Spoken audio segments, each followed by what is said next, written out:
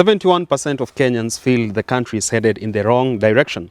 This is according to the latest research by Infotrack Research Company. So let's unpack that subject today on this edition of Business Glade, your go-to point on matters public policy analysis and business at large. I'm yours truly, resident economist Richard Mwenje. Such a pleasure to have you on board. With me on this conversation is none other than the only name in public policy analysis this side of the Sahara, Herman Manyora. Great to see you, sir. Thank you, Richard. How are you? Well, with a lot of issues, but managing. You are just from the village. What was happening? You've been out of town for a while. Nilikuwa nimeenda kuzika ndugu yangu. Oh, sorry. And while there again, my stepmother just passed on. So, and with many, I've had many issues, but Tough. God is always around to guide us. You will soldier. So I'm managing. I'm soldiering on. You are a lion, by the way. Very well. And you're actually drinking from the University of Nairobi Alumni Association mug. Yes. Where is mine, though? I'm an alumni. Am I not sufficient enough? They're on sale. Not free? No, they're just on this cheap. What in town is that they're giving this to only moneyed alumni who have a big name? No. These ones are on sale. On sale? Go to Nairobi University Bookshop. Buy yours. All right. A lot of merchandise, by the way. They are very nice T-shirts, very nice jumpers. People asking, where is merchandise from Nairobi Review, though? You know, we are a small organization. We are coming up. We will get there. We'll get there? I always believe in the power of imagination. And I think we will get there. T-shirts, Nairobi everything. Review is going to be a big media house in this country. We continue to get partners now. You know that, eh? Very well, yeah. Sure. And the pioneers will be flying high in this town. Of course. We'll be big boys. Those of you who love money will not be an issue. We'll feel like real men. Of course. Very well. Straight into today's conversation. We are talking matters where the country is going. That's according to a poll conducted by Infotrack, leading research company in this country. And from the statistics there, in at least 7 out of every 10 Kenyan feel the country is headed in the wrong direction. You are senior citizens, you are public policy analyst, and you've been here for quite a while. Let me ask, from a general perspective, do you also subscribe to that argument that the country is headed in the wrong direction? Are you part of the 71% that feel so? I don't need to be statistics. I just need to look around. I know things are not good for this country. If you ask me the state of the economy, I'll say it is bad, and I've said it as much. In an open letter to the president, I began by saying the state of the nation is bad. So the state of the economy is bad. It's a global problem. It's not just Kenya. The world, many countries are reeling under the economic brunt of the COVID, the post-COVID, the dollar, the Russia-Ukraine war, crude oil prices, climate change. Climate change. A combination of factors make many countries, if not all countries, go through very hard times. Let's now narrow down to specifics therein. And there is a section, majority of those respondents feel that the slow implementation of the Kenya Kwanza campaign manifesto is what has brought them all this woes. On the side of the government, it has made this clarion call for the citizens and taxpayers to give it grace of time, and that they are just about 10 months into office and they are yet to deal with the dilapidated economy that they were bequeathed and all those, the empty coffers they are in. Do you feel that that argument for the government is substantive enough? No, they are not. First of all, you are not 10 months into government. When you are running for office of president, a few months to the election, you must assess your ability. And if you think your chances of succeeding are very high, you begin to run government. You begin to form government. So people read it wrong. Out of office. Yeah, you are actually, you are in charge of the economy and everything. You set up a center. There are people running the economy. You have plans and everything on paper. The day you are sworn in, you start running like the young one of a wildebeest during the migration. They don't stop to give birth. When the wildebeest are migrating, the child and you join the rest, or the guinea fowl, no time to lactate, or the guinea fowl, kanga. Ikianguliwa na speed unaanza. That's how life is. So no government can be assessed on the basis of a years in office. They needed time to react. Never.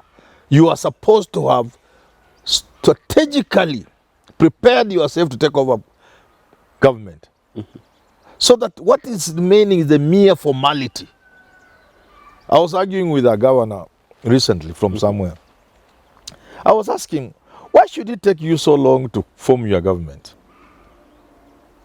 Why? Appointing CCs, the ministers called CCs and CEOs. Oh, it's a complex thing. I told him, then you can't even run a county. Forget, I don't want to lie to you. You can't run a county. Scouting the best. If it takes you 6 months to form government at the county level, you have no business calling yourself a governor. You can't run a county. You are a waste of time. Guys, go home. Finish your term, eat your salary and go home. There's nothing. Still a bit of money there, but you cannot be a governor. You can assemble equally, if you are going to be the president, in fact, I don't want to mention a country, but I think one of these big nations of the world, the top candidates, you are asked a few months to the election itself to give an idea of the government you are going to force. Paint a real picture. Yeah, this is, in a general way, maybe missing the specifics of how you intend to handle foreign policy, trade, the very important areas, the shifts.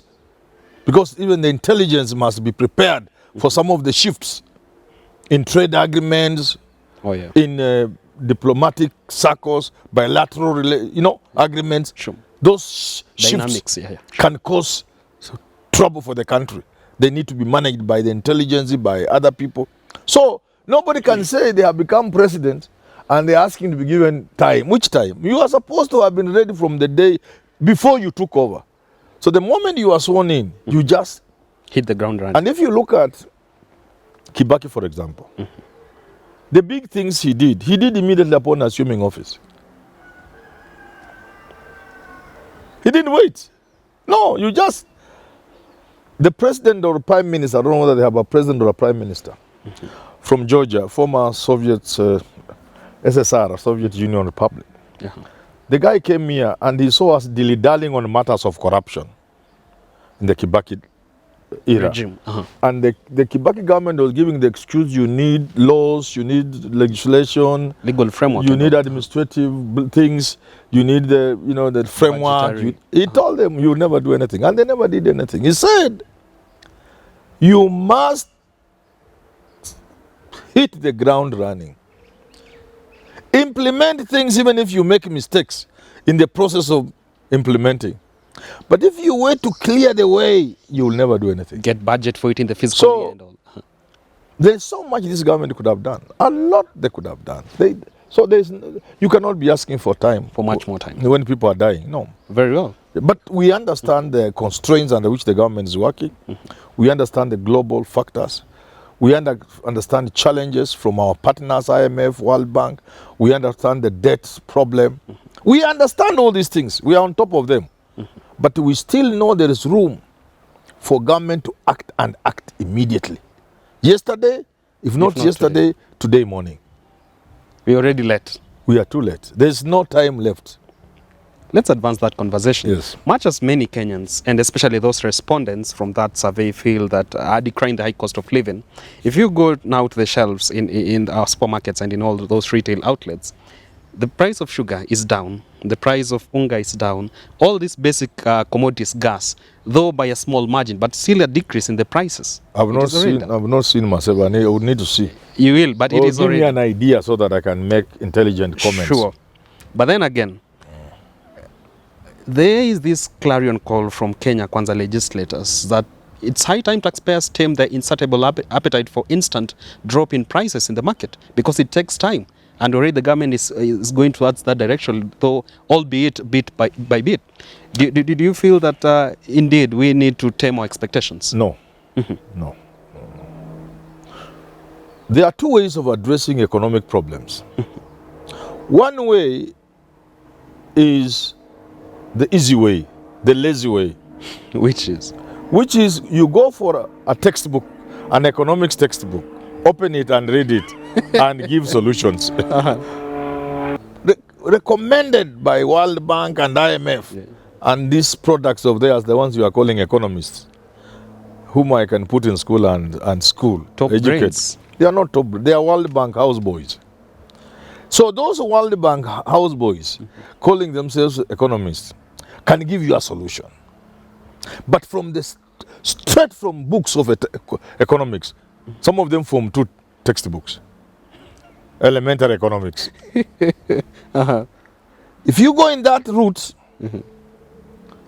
there are many problems and many challenges. But the obvious one that it will take a long time and there's no guarantee of success. The other option is the option given by Singapore. The Singaporean miracle. It is a simple thing, pragmatism. Pragmatism. Yes. The option of being pragmatic and being led and allowing yourself to work with what works. Pragmatism is about what works. If something works for you, it is what you do. So this country requires to embrace pragmatism. Pragmatism. What works. So the president can choose the route of what works. Pragmatism. Or they choose or choose the route offered to him from books of economics, textbooks.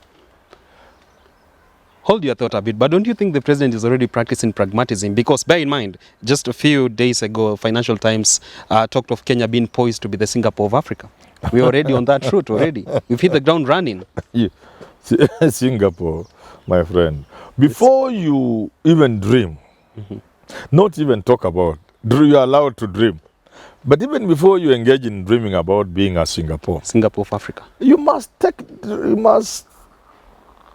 care of the most basics.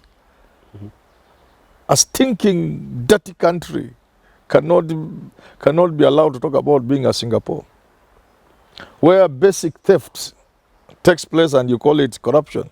Singapore had to deal with that once and for all, firmly. Reducing unga and gas prices due to maandamano is not enough. What?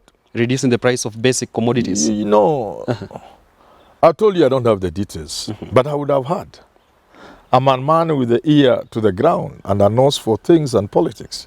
I would have heard. But you are rich. That I would have heard that. No, not about as an individual. I'm an institution. I would have heard that Ruto has pulled the rug from under Raila's feet.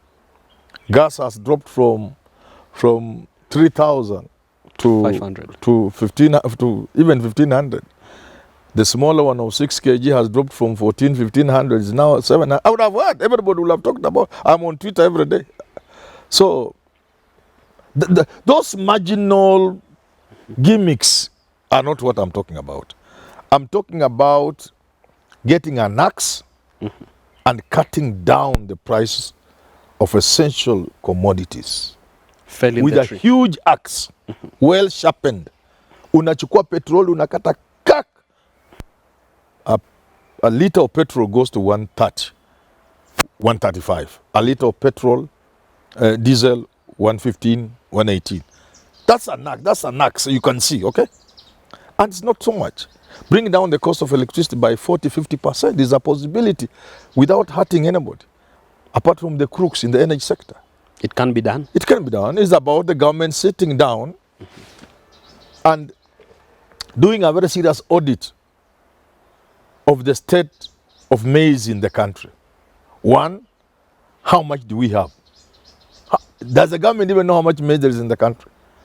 What is it in the farms? When is it due? Which parts are now harvesting? What do we expect? And the granary itself, which is Uasin Gishu, Kitale, and the rest, when are they harvesting? How much? And if there is a gap within the context of time, what is the gap? How can we fill the gap?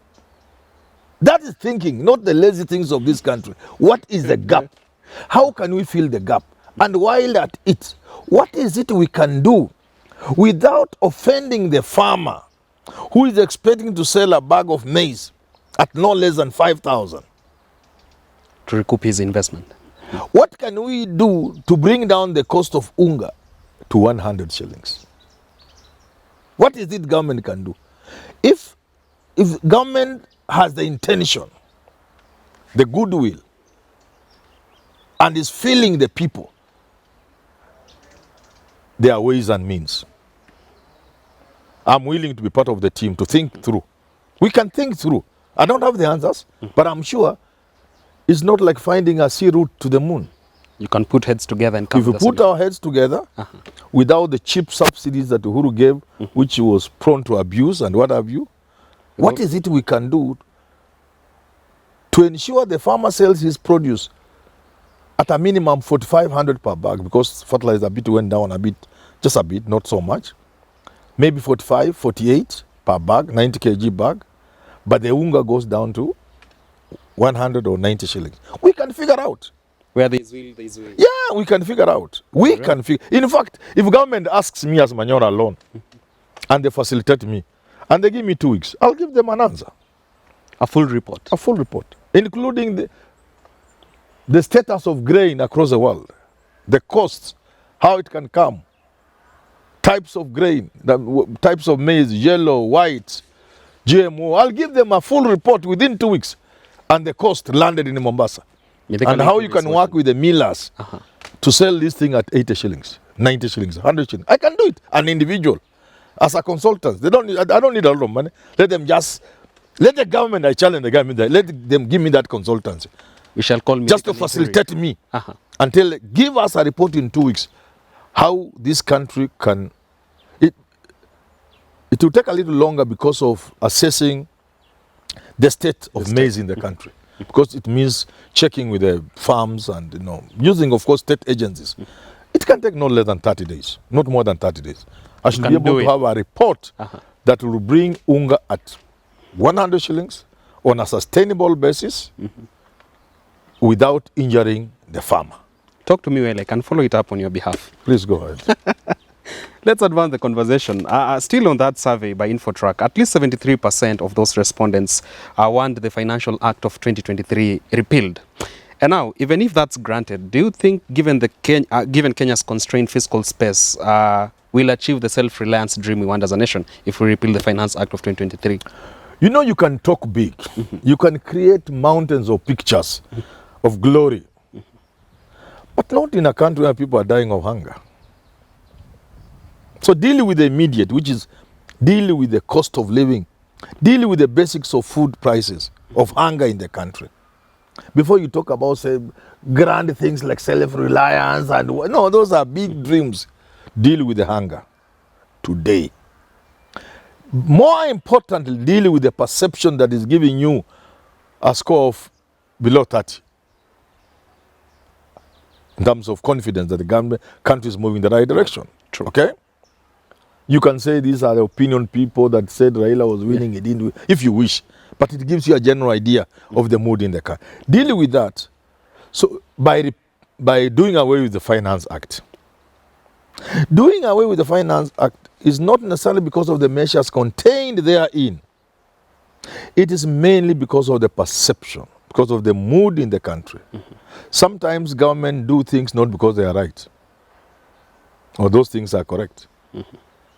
Government sometimes do things and take certain measures as a response to the public demands. Public demand, public opinion, public mood. Halting the Finance Act of 2023 and then implementing it later on could be a... Whichever, you can do that, you can do away with it, you can target specific, you say, okay, this country has a problem with this housing thing, it was a good idea, but let's bring it on board later. For now, out. VAT on fuel, 8% out. You can target the thorny issues, there are about 3 or 4 of them, remove them, and then you soldier on. Very well. Find a way of dealing with the gap of the 50 billion the VAT on fuel would have brought, for example. I think it's about 50 billion, whatever it is. What do you cut on the expenditure side? Okay? Or how do you raise revenue in another way other than the 8% on fuel? How that, it's a balancing act. Budget making is a balancing act. So again, I must go back to my pet topic of World Bank and their houseboys and housegirls who call themselves economics. You must get out of the textbook of economics. So long as you are dealing with this deficit, borrowing, bridging the deficit, that language, you can never sort our problems. Instead of saying the government has a deficit of 700 billion and let us go and borrow, why don't you go to the budget and say, we want to remove things from the budget that are creating the deficit? That is not the thinking of the World Bank, IMF. That certainly is not the thinking of the people you are calling economists. They are reading from the book and running the country from a textbook of economics, including a Form 2 Business elementary studies. economics. They are reading there and trying to run the country. That's why I want you to show me one economy that has been under the direction of the IMF and has succeeded. One, you are an economist. Mention one. You are a young economist. Let me not torture you. There isn't one. There isn't. Name it. Oh, Ghana was praised. Oh, the blue-eyed boy, the new boy on the block. Where are they today? David D could take us to those new fortunes. David D is the epitome of what I'm describing. He's the top blue-eyed boy of that school of economics. Nothing personal. Who ran things. No, but he You're knows not it. envious? Of what? People say you really wanted to be part of that council of economic Which one? Me? advisors. Yeah. I want to run this country as president, not to be an advisor to the president. What are you talking about? I want to run this country and change it and employ people like those, but I'll employ better people. Kwame Owino, I maybe. cannot use people who are going to the textbook, using structures created to put us down, to make Africa remain down forever, using the same structures to run an economy. How? I'll look for boys like Kwame, Or who Julian can think Samboko. out of the box. There's another guy, I've forgotten his name. Julian Samboko of NTV. Yeah, and there's another one also, a young man I saw on TV. Tony Watima. There's a man from Coast. Oh, yeah. It's a wonderful young, I wish I could remember his name. Very well. Wonderful. I even called the host. Said, this young man, give me his number. I want to talk to him. I've forgotten his name. Young man, articulate. Those are the people I will sit down with. What I will avoid if I'm the president are the so-called economists Aren't you who want to exaggerating? help me run the economy of the country and they are reading the textbook. Like these days, or internet. We even have doctors when he's talking to a patient and I'm like, hold on, anaingia kwa kitabu ama anaenda kwa internet. YouTube University. Yeah, anaingia kwa internet. You know there are doctors like those now. I know, sure. I hope KMPDU does not come for me. Yeah. They know it is true. It is true. You know it is true, eh? It's because when you open up education, when you become egalitarian as opposed to elitist, you put together a team of people who have gone to school, who are very good together with those who are very useless, if I'm allowed to use that name. So nobody should take But what don't you I'm think saying you are- badly. Don't you think you are exaggerating your abilities out of illusion? Which That is you my can run this country? This is a country I can run over breakfast. I don't even need to go to State House or Harambee House. We'll have that conversation another day on Siasa Brigade. Very lastly, do you feel, as a political analyst, do you think, and it's high time we have an honest conversation about the true causes of the rising cost of living? That is what you must do for you to sort out any mess. You must know why we are where we are. You cannot talk about unemployment and you have killed all your industries. Or we found empty coffers? No, forget about it. Government has never have money there. This economy, this country has never had money. I forgive Gachagua because he doesn't understand. Government does not save money, then they go and use. Government collects and uses. So which money would you expect to find? It is a Russian model, the Chinese model that I advocate for Africa, where governments must engage in business and engage in saving. And investment. China today has money to give the whole of the world, land to people, even America. China has money to engage in infrastructure development across the world, even first world, because they engaged in saving. We didn't even know they were doing. They were saving. And these companies you see working here, these are government companies. So this country has not operated that economic model where government creates money through business and saves. So which money was Gachagua expecting? We are an economy that collects taxes and we deploy the same taxes to pay salaries, pay foreign debts, give county council money, Development and the expenditure. little that is left to see if we can do development. Now there's zero left. So we borrow. So which money would you be expecting to find? To be bequeathed. There will be no money. There you have it from Herman Manyora. We've been talking matters, the direction the country is in, and whether we are really going to that envisioned end that we all desire as taxpayers and Kenyans at large. And time now for our fan of the week. It is none other than this group of young children and youth in Mathare, benefiting from the Mathare Community Library. They are our biggest fans, these children from underserved regions of Mathare, but they say that will not curtail their dreams. Mathare Community Library beneficiaries are our fan of the week. We thank them for recognizing us and being part of this family. I admire the organization within Mathare. There was a Mathare 4 something that produced even a football club. The Catholic is very central to the development of Mathare by organizing people there. Other religious organizations also, and now this library group. I'm impressed. You're impressed. And I'm very grateful to them for being part of us. And you believe they'll come to be bigger people in the And that their dreams are valid. They will not be the first people to come from slums and do great things in the world. There have been people who have come from nowhere and they have become governors in this country. They have become CEOs. They have become members of parliament, and we know them, we can name them. Those young people, their dream is valid. They should know that the sky is the limit. Obstacles in life are always there. If it is not one particular one you are facing, there will be another one. There's never a straight line in life. You think because you are living in Mathare, that's your obstacle. There are people living in Kanini with bigger challenges than you. Is that right? Very well. But generally, of course, the hardship in Mathare calls for much more determination to succeed. And all you need is the state of the mind. All I can tell young people, including those from Mathare, you can never arrive there unless you arrived there earlier in your mind. Right mindset. Whatever you want to become, put it in your mind today and work towards achieving it, and you'll achieve it. There's a small saying that says,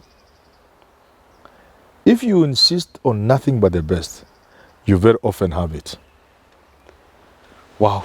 Very wise. Indeed, the future belongs to those who believe in the beauty of their dreams.